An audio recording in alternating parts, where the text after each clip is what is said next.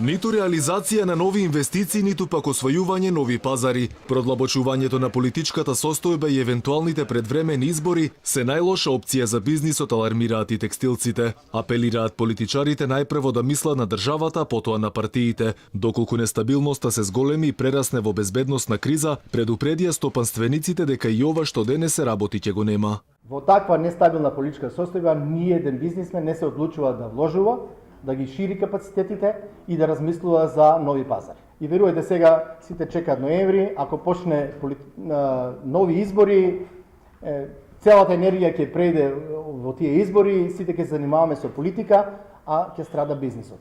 И во актуелните услови текстилците се соочени со еден куп проблеми. Стравуваат од сериозен пат на бројот на вработени, посебно во кожарската индустрија. Интересот кај младите за запишување во стручните текстилни школи велат бил далеку помал, и тоа без никаков интерес за вработување во текстилните компании. Во овие сектори се помалку имаме интерес на луѓе, како понатаму ќе се одвива тоа со заменувањето на младите надвор од државава и дали ќе имаме одредени промени во образовниот систем во Македонија, да младите луѓе се насочуваат и на стручни занимања, не само на факултети.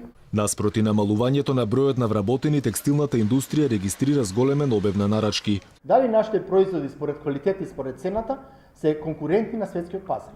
Ако не сте конкурентни, значи ние може да имаме и златни лустери по фабриките, свет ќе биде залудно затоа што со цената нема да бидеме конкурентни. Ова уште повеќе ги продлабочува проблемите со оглед на фактот дека не само што нема доволно кадар, туку и оној што сега работи е многу ниско платен.